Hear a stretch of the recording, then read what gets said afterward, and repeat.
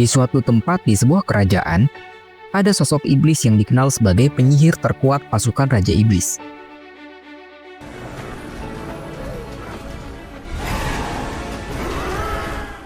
Ia mampu menaklukkan benteng musuh sendirian.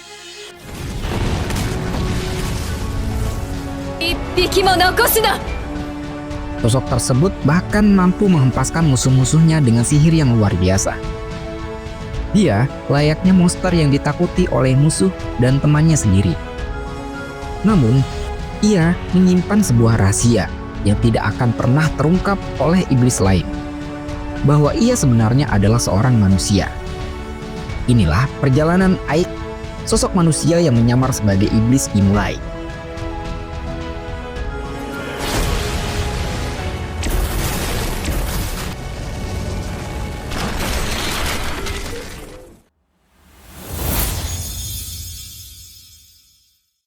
Suatu hari, ada sosok bayi manusia yang diasuh oleh seorang penyihir dari kalangan iblis yang bernama Lomberg.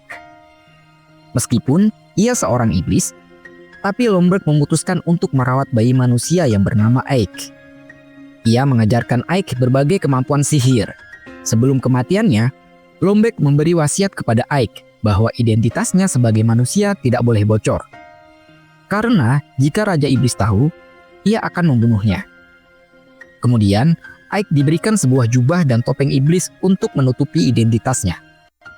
Selain itu, Lomberg juga memberitahu Ike agar menjaga rahasia tentang peradaban kuno yang dapat menimbulkan bencana. Akhirnya, Ike tumbuh menjadi sosok penyihir yang kuat. Bahkan, ia menjadi salah satu pemimpin pasukan Raja Iblis.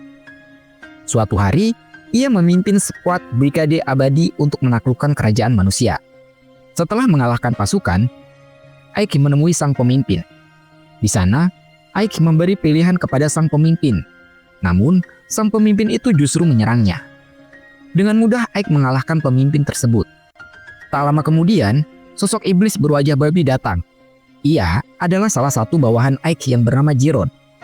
Ike memerintahkan Jiron untuk mengobati pemimpin yang dikalahkannya. Selain itu, ia juga meminta Jiron untuk mengobati pasukan yang masih hidup. Setelah Jiron pergi, Ike memasang sihir penghalang yang kuat. Kemudian, ia melepas topeng iblisnya. Ia sedikit merasa bersalah karena menyebabkan kematian dan kerusakan kepada ras manusia. Namun, saat Ike sedang duduk melamun, ia dikagetkan oleh seorang pelayan gadis muda dari ras manusia. Gadis tersebut tidak sengaja melihat identitas sebenarnya Ike. Kemudian, ia sangat ketakutan dan meminta agar tidak dibunuh. Melihat sikap gadis tersebut, Ike mengatakan bahwa mulai sekarang, gadis itu akan menjadi pelayan pribadinya. Gadis tersebut bernama Sati. Setelah itu, Jiron menemani Ike untuk menemui penduduk kota yang telah ditaklukkan. Jiron menyarankan untuk membunuh seluruh penduduk, namun Ike menolaknya. Karena Arsenem adalah kota perdagangan, maka tidak ada gunanya jika tidak ada penduduknya. Mereka tidak akan bisa menarik pajak. Oleh karena itu, Ike bertemu dengan penduduk untuk melakukan negosiasi terkait dengan pajak. Setelah memberitahu penduduk untuk membayar pajak sesuai dengan jumlah yang sebelumnya, Ike pun pergi. Ternyata, ia dipanggil oleh salah satu komandan pasukan iblis. Ia adalah Sephiro, sosok iblis kuat yang mengetahui identitas Ike sebenarnya. Di sana, Ike diserang oleh monster golem. Namun, dengan mudah Ike mengalahkannya. Setelah bertemu dengan Sephiro, Ike diberitahu bahwa Raja Iblis yang bernama Dairokuten ingin menemuinya. Dia penasaran bagaimana cara Ike menaklukkan kota Arsenam hanya dalam waktu seminggu. Tak lama kemudian, Sephiro membawa pergi Ike untuk menemui Raja Iblis. Sesampainya di gerbang istana Raja Iblis, mereka bertemu dengan para penjaga. Kemudian, salah satu pemimpinnya mengantar mereka memasuki Forberg, kastil Raja Iblis. Mereka berjalan sepanjang koridor sambil berbincang. Sesampainya di pintu masuk ruangan Raja Iblis, Sephiro meminta Ike untuk menunggu sebentar karena ia akan melapor ke Raja Iblis. Sambil menunggu, Ike sedikit gugup karena ia mendengar rumor bahwa Raja Iblis adalah sosok kuat yang sangat tiran. Ia akan membunuh siapa saja yang dianggap tidak kompeten, baik kawan maupun lawan. Ia menilai siapapun berdasarkan kemampuan. Oleh karena itu, Raja Iblis saat ini mampu mereformasi pasukan iblis menjadi sangat kuat. Tak lama kemudian, Sephiro membawa Ike bertemu Raja Iblis. Ternyata, Raja Iblis merupakan gadis cantik berambut pink. Namun, aura kuat yang mengintimidasi tidak dapat disembunyikan. Ia kemudian menanyakan kepada Ike bagaimana ia mampu menaklukkan kota Arsenam dalam waktu yang singkat. Ike dengan rendah hati menjawab bahwa ia hanya menerima perintah yang diatur oleh Sephiroth. Raja Iblis pun mengatakan dengan enteng bahwa Ike sangat rendah hati seperti manusia. Sephiroth yang mendengarnya langsung buru-buru menjelaskan bahwa Ike adalah cucu dari salah satu penyihir kuat yang dijuluki penjaga neraka. Ike sangat khawatir bahwa identitasnya terbongkar. Oleh karena itu, Ike berusaha meyakinkan Raja Iblis dengan pendapatnya tentang manusia yang takut akan teror, tapi tak akan tunduk terhadapnya. Belajar dari masa lalu, daripada membunuh pemimpin mereka, maka lebih baik memanfaatkannya demi keuntungan yang lebih besar.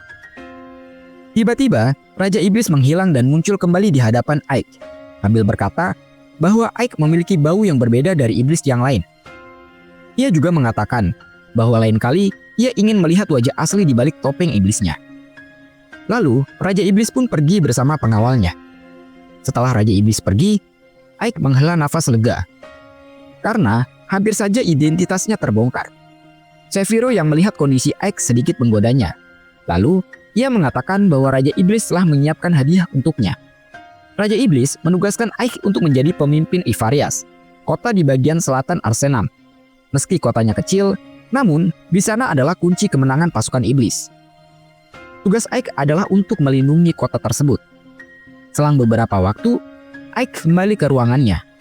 Ia menemui Sati untuk membuat kontrak dengannya, karena ia telah mengetahui identitas Ike sebagai manusia. Setelah itu, Ike bersama pasukannya bergegas pergi ke kota Ivarias.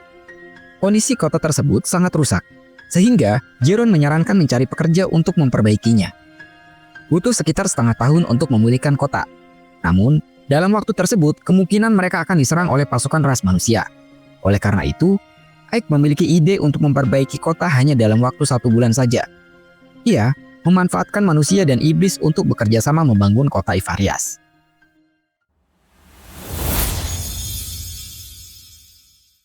Peperangan melawan kerajaan Rosalia terus berlanjut.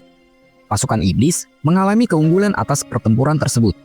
Oleh karena itu, untuk mengatasi situasi, mereka membentuk aliansi dengan negara tetangga. Raja Iblis yang mendengarnya hanya tersenyum tipis. Di sisi lain, Ike yang mendengar kabar bahwa ada sebuah aliansi di kerajaan manusia, pergi untuk memeriksanya. Setelah beberapa saat memeriksa, ternyata rumor tersebut benar adanya. Ini adalah ketiga kalinya aliansi antar negara terbentuk. Di setiap kali aliansinya, pasukan Raja Iblis selalu dipukul mundur dan terus didorong kembali menuju Forberg.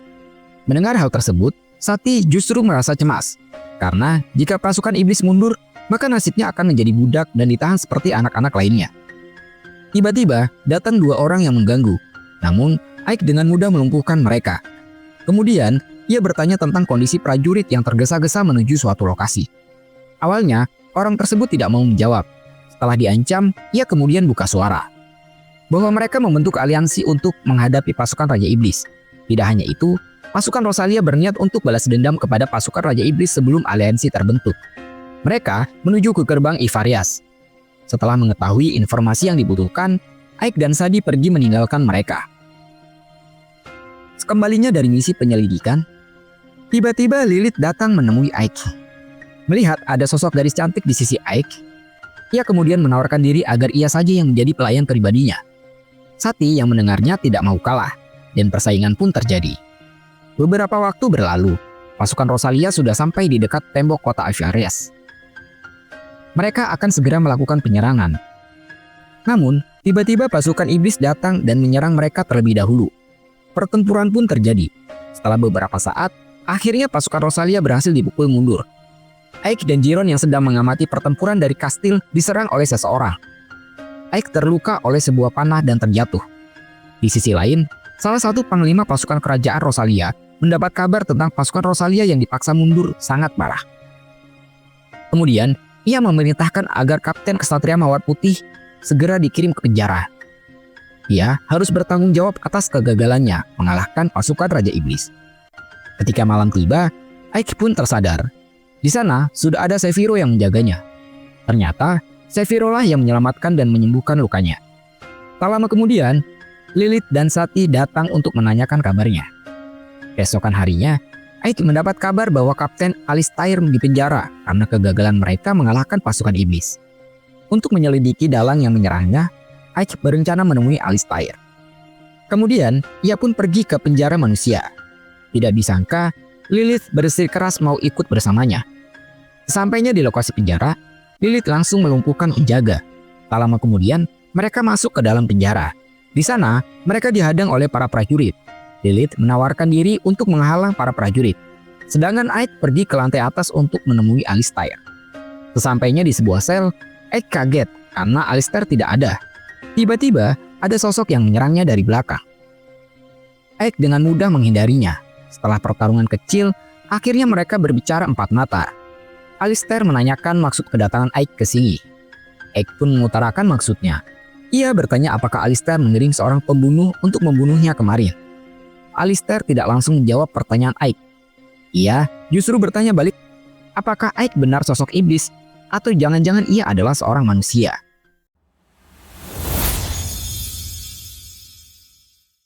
Belum sempat menjawab, tiba-tiba para prajurit datang. Ike langsung menghadapi para prajurit dan melumpuhkan mereka. Tiba-tiba, ada sosok berjubah yang menyerang. Ike kemudian menggunakan sihir gravitasi kegelapan dan melumpuhkan sosok tersebut. Tidak hanya itu, ia juga menyelamatkan Alistair yang terjatuh ke lantai dasar. Setelah menyelamatkannya, Ike dengan tegas menyatakan bahwa ia adalah pasukan Raja Iblis yang melindungi kota Ivarias, bukan seorang manusia. Kemudian, Ike menggunakan kekuatan sihir untuk membaca pikiran Alistair. Ternyata, ia bukan dalang dibalik sosok yang menyerang Ike kemarin. Lilith pun datang. Mereka berdua kemudian pulang dan meninggalkan Alistair. Namun, sebelum Ike dan Lilith pergi, Alistair memanggil mereka. Ia bertanya mengapa mereka tidak membunuhnya. Ike pun menjawab bahwa tujuannya datang ke sini untuk mencari dalang sosok yang menyerangnya kemarin.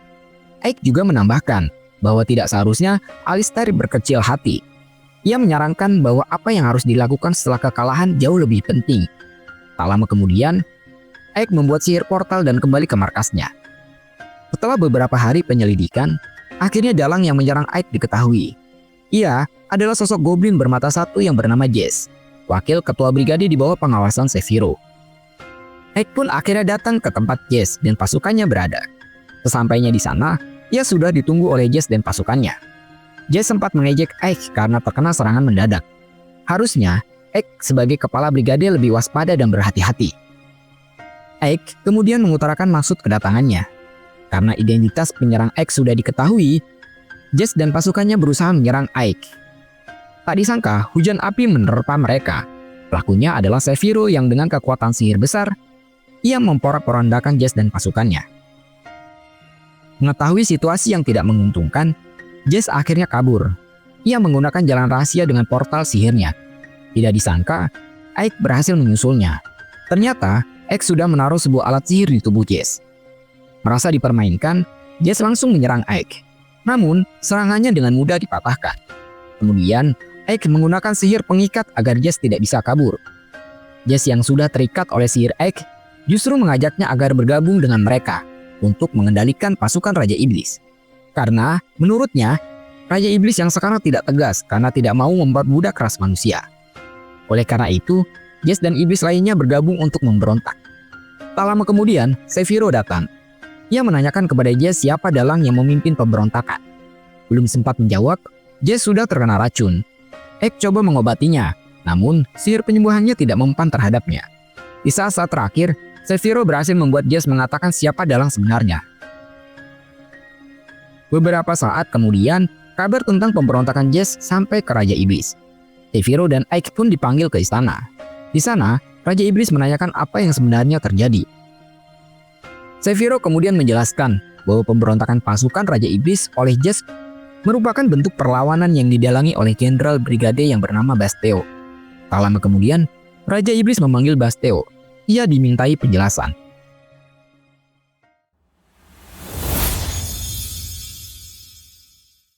Basteo yang datang ke kastil malah mengatakan bahwa Sephiroth dan Ike sengaja membunuh wakil ketua brigade untuk menuduhnya.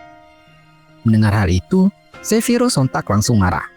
Raja Iblis pun menghentikan mereka. Kemudian, Ia mengatakan bahwa insiden ini tidak dapat dipungkiri adalah kelalaian Sephiroth dalam mengawasi bawahannya, sehingga Raja Iblis hendak menghukum keduanya. Namun, karena situasi saat ini yang dalam keadaan perang melawan manusia, Raja Iblis memutuskan untuk Sephiroth dan Bastio berduel untuk menyelesaikan masalah antar iblis. Yang menang akan dinyatakan sebagai pihak yang benar. Keesokan harinya, Ike mendatangi Sephiroth di rumahnya. Sephiroth menceritakan bahwa peraturan pertarungan yang diatur oleh Raja Iblis adalah menggunakan makhluk sihir yang disebut pasukan boneka. Pemimpin perwakilan dilarang ikut serta dalam pertempuran. Aturannya unik. Kemungkinan Raja Iblis sedang menguji kepemimpinan mereka melalui duel ini. Tak lama kemudian, Sephiroth meminta Ike untuk menjadi perwakilannya dalam duel tersebut. Awalnya, Ike menolak. Namun, Sephiroth terus mendesaknya, sehingga Ike akhirnya menerima permintaannya. Setelah itu, Ike dan Jiron pergi ke gudang untuk melihat pasukan boneka. Ike dengan hati-hati memeriksa persiapannya. Ia terus memikirkan strategi agar menang dalam duel ini. Karena duel kali ini sangat bergantung pada kemampuan komando. Keesokan harinya, seperti biasa, Sati menyiapkan teh untuk Ike. Melihat Ike yang termenung, Sati berinisiatif untuk bertanya. Ike pun menjawab bahwa ia sedang memikirkan bagaimana cara untuk menang dalam duel. Ia berencana menggunakan senjata jarak jauh yang belum pernah dilihat musuh. Terpikir dalam benaknya untuk menggunakan senapan. Namun, ia harus menemui Sephiroth, Kapten Brigade 7 yang seorang ahli alkimia. Tak lama kemudian, Ike menemui Sephiroth untuk meminta bantuan membuat senapan. Namun, Sephiroth menolak karena ia tidak bisa membuat sesuatu yang belum pernah ia lihat. Di sisi lain, salah satu bawahan Bastio melaporkan bahwa Sephiroth mengutus Ike sebagai perwakilannya dalam duel besok. Bastio senang karena ia merasa akan menang besok. Bastio juga telah menyiapkan senjata dari gigi naga hitam yang sangat tajam, sehingga dapat memotong semua benda. Ia akan memproduksi senjata tersebut dalam jumlah yang besar untuk pasukan bonekanya. Ike yang selesai mandi hendak memakai baju di ruang ganti. Tiba-tiba, Raja Iblis datang yang membuatnya sangat kaget. Raja Iblis memanggil namanya, namun Ike berpura-pura tidak mengenali nama tersebut. Raja Iblis pun sedikit kesal yang membuat Ike semakin gugup. Ternyata, Raja Iblis membawa senapan yang dibutuhkan Ike untuk duel besok. Raja Iblis selama ini sudah mengetahui identitas sebenarnya Ike sebagai manusia dari Lombax yang menceritakan langsung padanya. Raja Iblis mengungkapkan bahwa meskipun ia kuat, namun ia belum cukup untuk mewujudkan keinginannya membangun dunia ini. Oleh karena itu, ia membutuhkan orang-orang yang siap mengikutinya. Ia bertanya kepada Ike apakah ia juga bersedia. Ike pun setuju. Lalu Raja Iblis pergi. Keesokan harinya, Ike menemui Sephiroth untuk meminta bantuan membuatkan peluru. Ia juga menceritakan bahwa senapan ini adalah pemberian dari Raja Iblis. Sephiroth pun membuat sebuah peluru yang besar. Ike kemudian mengingatkan bahwa ukuran peluru harus sesuai agar bisa digunakan. Tak lama kemudian, Sephiroth membuat beberapa peluru yang sesuai. Ike pun langsung mencobanya. Ledakan yang cukup besar membuat Jiron takjub dengan senjata ini. Lalu, seorang gadis muncul. Ia adalah Fiorentina, salah satu bawahan Sephiroth yang ditugaskan untuk memperbanyak pembuatan peluru. Beberapa hari berlalu dengan cepat. Waktu untuk duel segera dimulai. Ike bersama pasukannya sudah memasuki lapangan pertandingan. Begitupun dengan Bastio. Ia sempat mengejek Ike karena pasukannya jauh lebih siap. Mereka dilengkapi jubah perang yang terbuat dari baja Damaskus, logam bermutu tinggi yang dapat menangkis panah dan tombak. Pertandingan akhirnya dimulai. Pasukan boneka Bastio langsung menyerang. Mereka menggunakan panah dan tombak untuk membombardir pasukan Ike yang saat ini hanya mampu bertahan. Bastio sangat senang karena kemenangan akan menjadi miliknya. Namun, tiba-tiba pasukan boneka Ike mulai menyerang dengan senjata senapannya. Mereka langsung melumpuhkan pasukan Bastio dengan mudah. Serangan tembakan beruntun menghancurkan pasukan Bastio.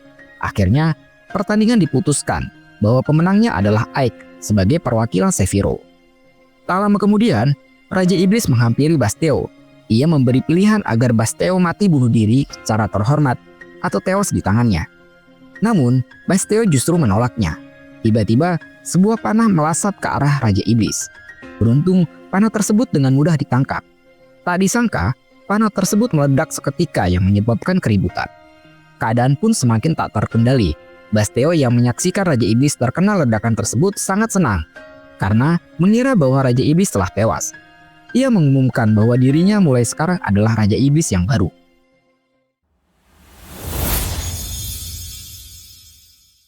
Pasukan Basteo terus membantai pasukan Raja Iblis yang melawan. Kemudian, Basteo menawari Ike untuk bergabung dengannya. Namun, tawaran tersebut ditolak mentah-mentah. Ike bahkan mengatakan bahwa Basteo tidak pantas menjadi Raja Iblis. Ike kemudian menyerang dengan kekuatan sihirnya yang berhasil menghancurkan pasukan Basteo dengan mudah. Basteo tidak tinggal diam. Ia juga langsung menyerang Ike. Namun, serangannya dengan mudah ditangkis. Pasukan Basteo terus menyerang Ike, namun serangan mereka dapat dengan mudah dihindari. Tak lama kemudian, Ike mengeluarkan hujan kematian yang menghujam ke arah para prajurit Basteo. Ike juga mengeluarkan ledakan neraka untuk menyerang Basteo hingga hancur berkeping-keping. Namun, setelah itu, Basteo dan pasukannya mampu bangkit kembali. Pertarungan berlanjut dengan sengit. Ketika Ike mulai terpojok dan kehabisan energi sihirnya, ia akhirnya mengeluarkan kemampuan unik. Tubuhnya memancarkan cahaya terang yang menghancurkan pasukan Basteo. Sephiroth dan lainnya pun datang untuk membantu dan menghajar para iblis bawahan Basteo.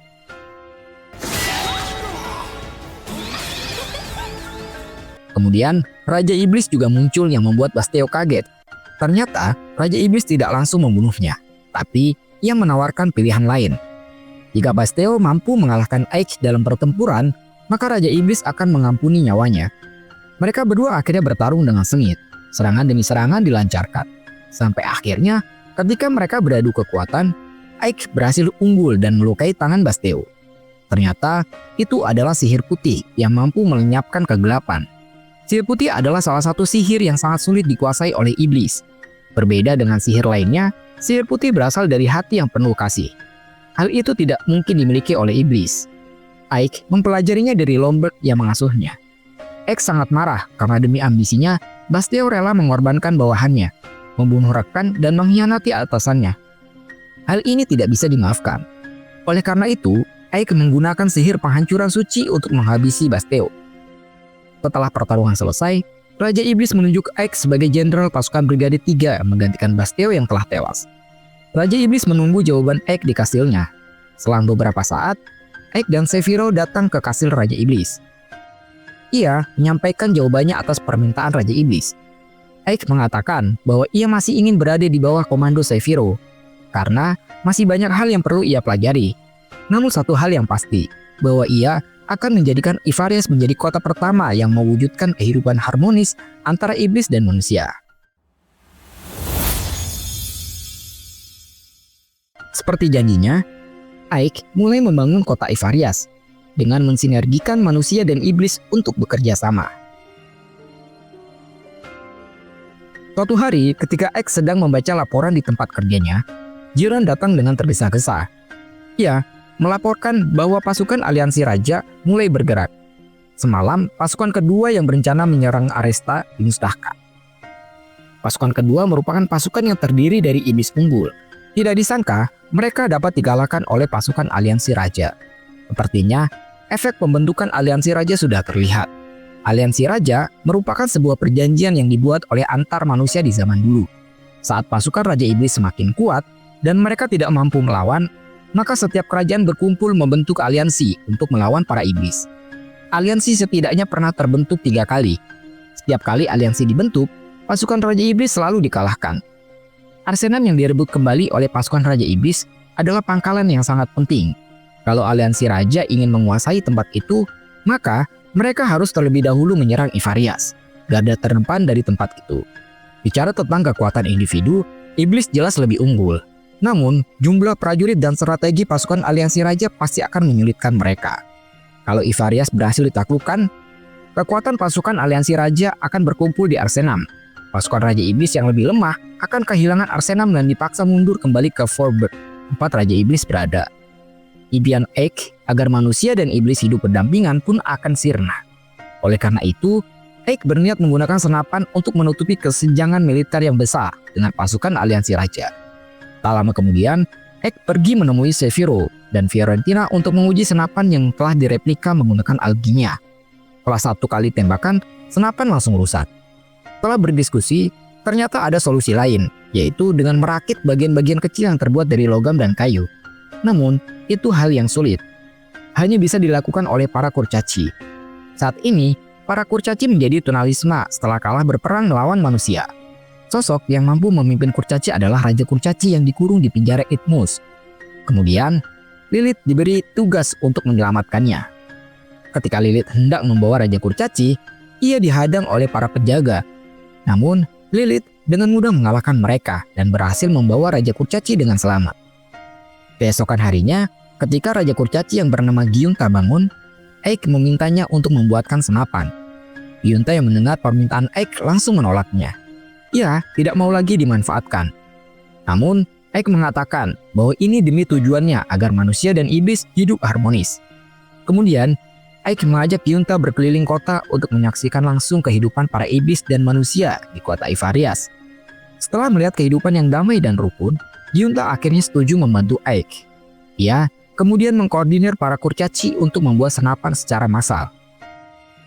Di sisi lain, seorang jenderal dari pasukan aliansi raja mendapat laporan tentang kurcaci yang dibawa kabur oleh iblis. Namun, responnya biasa saja, karena ia yakin bahwa pasukan iblis di Ivarias yang hanya berjumlah sekitar 500 akan dengan mudah dikalahkan oleh pasukan mereka yang berjumlah 12.000.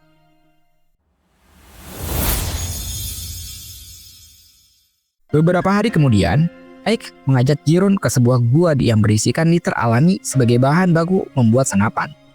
Para kurcaci bersemangat membuat senapan di bawah komando Giunta. Setelah senapan berhasil diproduksi secara massal, Giron melatih para pasukan iblis dalam menggunakan senjata tersebut. Tak lama kemudian, pasukan iblis lainnya tiba di kota Ivarias. Para pemimpinnya menemui Eik untuk membicarakan strategi dalam perang kali ini. Eik menyampaikan bahwa ia ingin agar pasukan aliansi langsung menyerang ke sini, sehingga ia bisa dalam sekali serangan dan memusnahkannya. Jelang beberapa waktu, akhirnya persiapan sudah sepenuhnya ready. Mereka siap melakukan pertempuran dengan pasukan aliansi raja. Saat malam tiba, pasukan aliansi sudah sampai di depan gerbang kota. Para pasukan iblis sudah bersiap untuk menyerang. Tak lama kemudian, pasukan aliansi melakukan serangan. Mereka berbondong-bondong menyerang dengan berbagai senjata untuk menerobos masuk gerbang kota. Eik tidak tinggal diam. Ia menggunakan sihir pelindung untuk menangkis serangan udara musuh. Pasukan aliansi tidak menyerah. Mereka menyerang kembali. Eik pun menggunakan sihir pelindung. Namun, kali ini serangan aliansi berhasil menembus pelindung yang Eik buat. Ternyata, mereka dibantu oleh para penyihir cahaya yang membatalkan sihir Eik. Akhirnya, pasukan aliansi segera menuju gerbang kota. Pasukan iblis tidak tinggal diam. Mereka juga melakukan perlawanan dengan menyerang pasukan aliansi yang datang. Pertempuran sengit terus berlanjut, sampai akhirnya pasukan aliansi berhasil membuat lubang besar di benteng pertahanan pasukan iblis. Mereka berusaha keras untuk memasuki kota, namun pasukan iblis terus menghalanginya.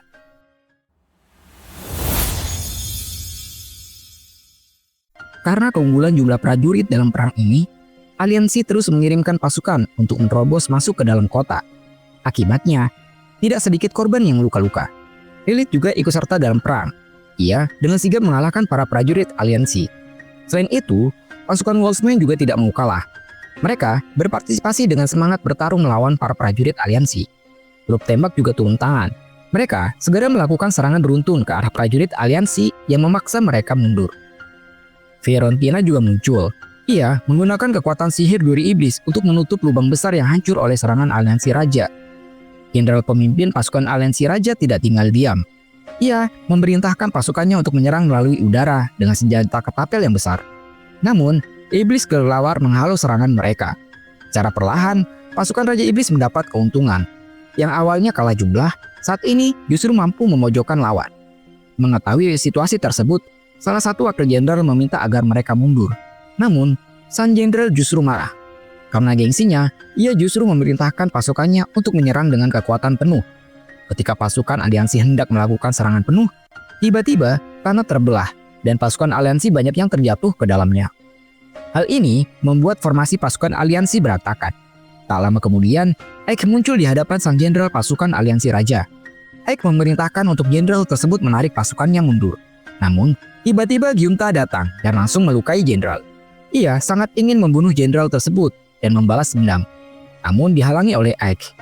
Melihat situasi yang tak terkendali, akhirnya sang jenderal ketakutan dan menarik mundur pasukannya.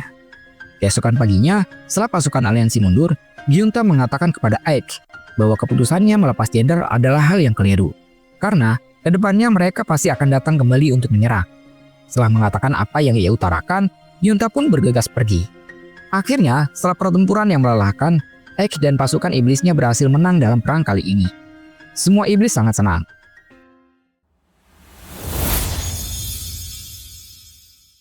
Setelah kemenangannya kemarin, Sephiroth memanggil Aik ke ruangannya.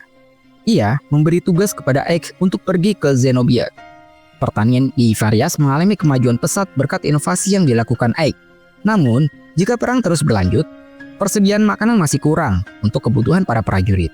Oleh karena itu, Sephiroth menugaskan Aik untuk melakukan negosiasi perdagangan dengan ketua Federasi Zenobia. Esokan harinya, Aik memberitahu Lilith dan Jiron bahwa ia akan melakukan perjalanan ke Zenobia. Mengetahui hal tersebut, mereka berdua ingin ikut untuk mengawal Aik ke sana. Namun, Aik sudah punya rencana lain. Ia menugaskan Jiron untuk mengatur kota selama ia pergi, dan Lilith bertugas sebagai pengaman kota tersebut. Kemudian, Aik pun membawa Sati menemaninya berangkat ke sana. Zenobia merupakan sebuah kota perdagangan yang terletak di selatan, dan menjadi salah satu anggota Federasi Perdagangan. Zenobia berkembang dengan mengandalkan perdagangan. Mereka juga mengandalkan iklim hangat untuk menghasilkan tanaman dan rempah-rempah.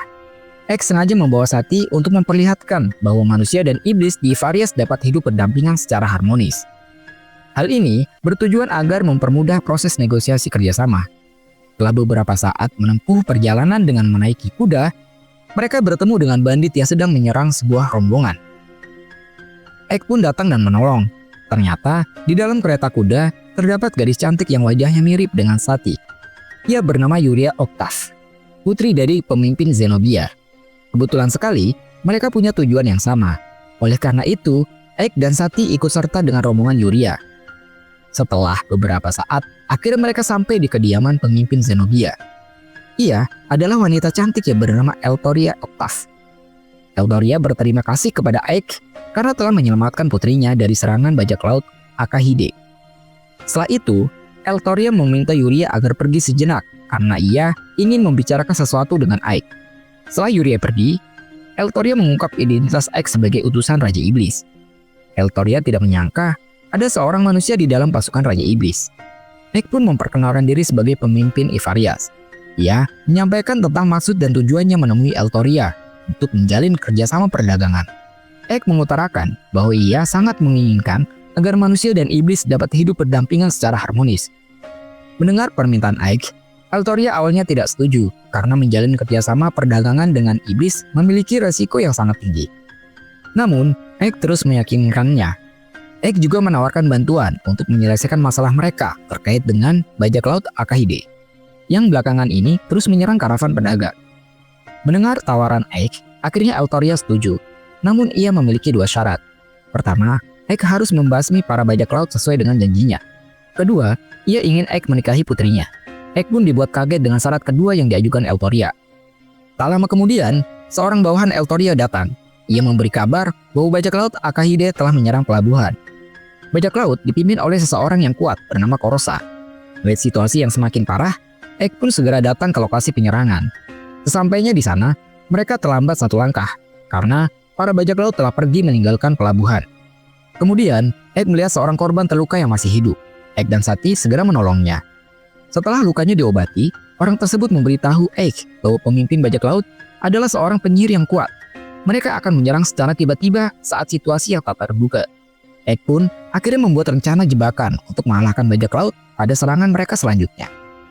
Ketika Aik sedang merenung untuk menyiapkan strategi, tiba-tiba Yuria datang. Ia ingin berbicara empat mata dengan Aik tentang rencana pernikahan mereka.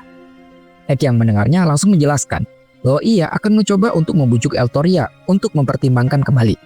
Namun, Yuria ternyata sudah suka dengan Aik pada pandangan pertama. Ia berharap mereka bisa melangsungkan pernikahan.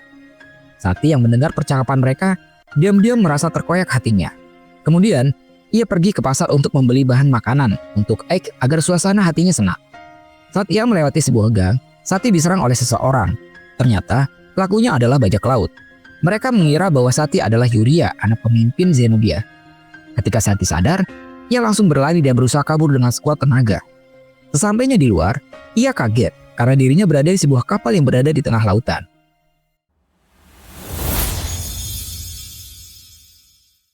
Mengetahui Sati telah diculik oleh bajak laut, ia segera bergegas ingin menolongnya. Aik meminjam sebuah perahu kepada Eltoria untuk mencarinya. Tak lama kemudian, Aik berangkat untuk menyelamatkan Sati. Di sisi lain, Sati dijadikan pelayan oleh Korosa. Ia meminta Sati untuk membuatkan makanan untuknya. Sati pun segera menuju dapur untuk mulai memasak. Di sana, ia kemudian memiliki kesempatan untuk membuat keributan. Ia sengaja membakar dapur dan bersembunyi. Kebakaran pun semakin besar. Namun, sayangnya Sati ketahuan.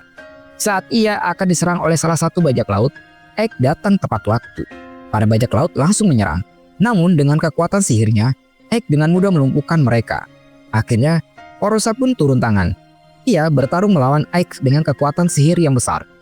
Korosa mengeluarkan sihir tembakan air untuk menyerang Aik secara membabi buta.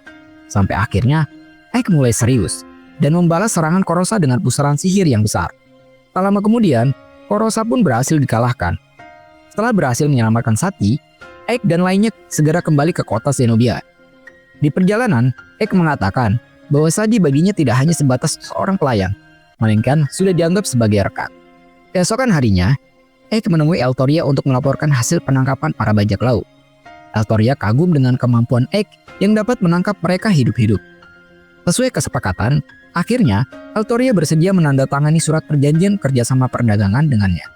Namun, ia meminta agar Aik merahasiakan perjanjian tersebut. Di sisi lain, di kota Aresta, Seviro dan lainnya sedang mengalami krisis. Banyak prajurit yang terluka akibat serangan musuh. Persediaan makanan juga sudah menipis. Oleh karena itu, Seviro berniat bertarung sampai tetes darah penghabisan daripada mati kelaparan. Aik yang telah menandatangani surat perjanjian datang untuk menghadiri sebuah jamuan yang diadakan Eltoria. Ia ditemani oleh Sati dan Yuria. Mereka pun segera memasuki gedung. Banyak orang yang membicarakan tentang sosok Aik yang telah mengambil hati Yuria. Sesampainya di acara puncak, Eltoria mengumumkan pertunangan Aik dan Yuria yang membuat Aik sedikit kaget. Tiba-tiba muncul cahaya terang yang menyilaukan. Sosok Raja Iblis pun muncul yang meminta Aik segera kembali ke kota karena situasi sangat genting. Seviro dalam bahaya.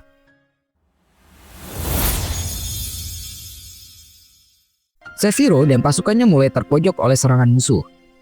Jenderal Ail Dorea, komandan pasukan Naga Merah yang memimpin pasukan aliansi raja, berhasil menerobos gerbang dan memasuki kota. Fiorentina dengan gagah berani melawan para prajurit. Ia terus menyerang untuk mempertahankan kota. Namun, salah satu kapten pasukan aliansi berhasil mengalahkannya dengan mudah. Tak lama kemudian, Aik berhasil kembali dengan sihir teleportasinya. Jiron pun datang dan melaporkan situasi terkini dari perang kali ini. Aik pun menyuruh Jiron menyiapkan pasukan untuk mendukung pasukan Seviro. Namun, pasukan mereka hanya tinggal tersisa 500. Sedangkan musuh memiliki jumlah yang cukup besar, yaitu 5.000 pasukan. Aik pun berpikir keras bagaimana memenangkan perang ini. Tiba-tiba, Giunta datang menawarkan diri untuk membantu. Ia dan kurcaci lainnya siap berkontribusi sebagai balas budi mereka kepada Aik. Para kurcaci percaya, jika pasukan Raja Iblis berhasil menyatukan dunia ini, mereka memiliki kesempatan besar untuk mendirikan kerajaan kurcaci. Aik pun berjanji akan mewujudkannya. Tiba-tiba, para penduduk lainnya datang berbondong-bondong ingin membantu dalam perang ini. Mereka telah merasakan ketulusan Aik dalam membangun kota, sehingga kehidupan mereka berangsur membaik. Oleh karena itu, mereka percaya jika pasukan Raja Iblis menang dalam perang akan membawa kedamaian bagi dunia ini. Setelah merenung sesaat, akhirnya Aik setuju. Ia menugaskan mereka untuk menjaga kota Evarias selama Aik dan pasukannya berangkat ke Aresta. Namun, Aik mengingatkan jika kota ini diserang lagi oleh pasukan aliansi, ia menyarankan agar mereka segera menyerah. Jangan sampai pasukan aliansi tahu bahwa mereka membantu pasukan Raja Iblis. Karena hal ini akan memperburuk keadaan. Bahkan kemungkinan besar mereka akan dihabisi. Keesokan paginya, Aik dan pasukannya bergegas berangkat menuju Aresta. Saat malam tiba, Seviro dan pasukannya sedang bertempur melawan pasukan aliansi. Ketika Seviro sedang mencari posisi yang tepat untuk menggunakan sihir bom meteor, tiba-tiba ia terkena serangan musuh hingga terjatuh.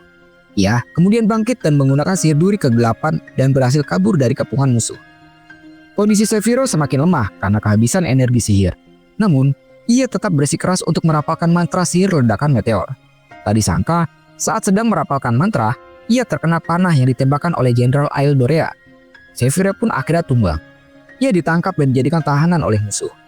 Ternyata sejak awal General L mengincar Egg sehingga ia menjadikan Sephiroth tahanan. Karena ia tahu bahwa Egg tidak mungkin membiarkan Sephiroth menjadi tahanan. Beberapa hari kemudian, saat Egg sedang berdiskusi dengan Giunta, Jiron datang untuk melaporkan hasil investigasinya. Ia melaporkan bahwa Aresta sudah dikalahkan. Bahkan, baju Jenderal Sephiroth sudah tergantung di gerbang kota. Egg yang melihat langsung menyadari satu hal, bahwa Sephiroth masih hidup. Kemungkinan besar, ini adalah jebakan dengan Sephiroth sebagai umpan. Tujuannya adalah membasmi semua pasukan iblis termasuk dirinya. Oleh karena itu, Egg meminta bantuan pada Giunta dan lainnya. Mereka akan siap menyerang besok pagi.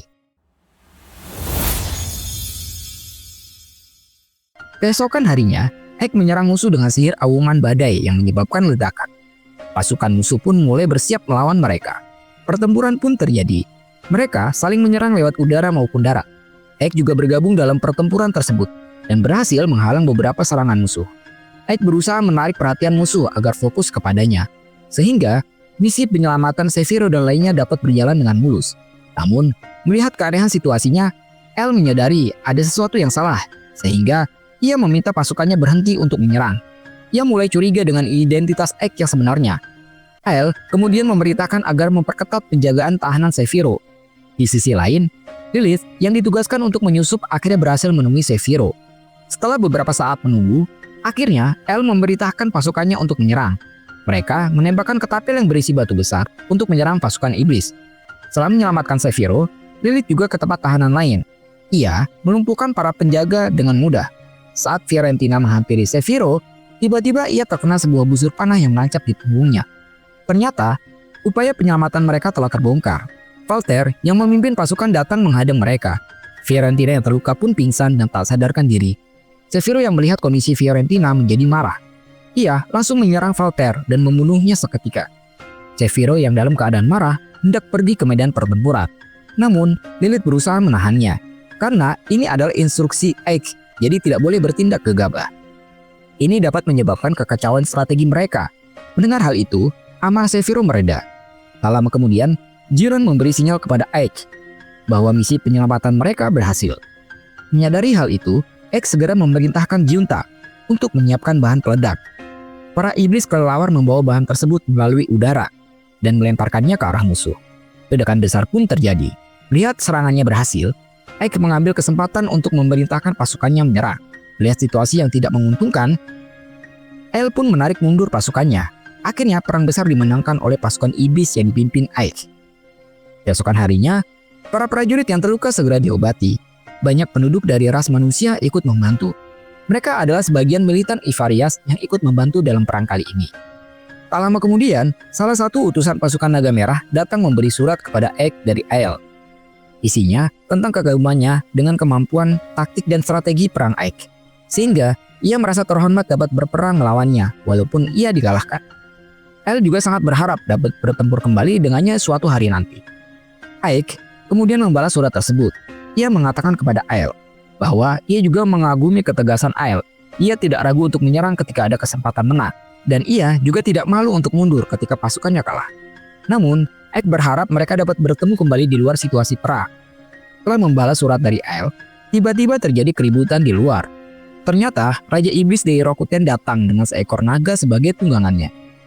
Jiron yang melihat sosok imut Raja Iblis langsung menegurnya bahwa anak kecil dilarang bermain di sini karena berbahaya. Egg yang melihat ketidaktahuan Jiron langsung menyeretnya dan meminta maaf kepada Raja Iblis atas ketidaksopanan bawahannya. Rokuten tidak mempermasalahkannya karena sangat sedikit klan iblis yang mengetahui wajah aslinya. Kemudian, Raja Iblis pun mengapresiasi bawahannya yang telah banyak berkontribusi dalam peperangan kali ini, sehingga mereka berhasil menang melawan pasukan aliansi raja. Ia juga menganugerahkan dan mengangkat Egg menjadi Jenderal Legion 8, karena dengan kemampuannya saat ini, sangat disayangkan jika ia hanya menjadi kapten sebuah regu.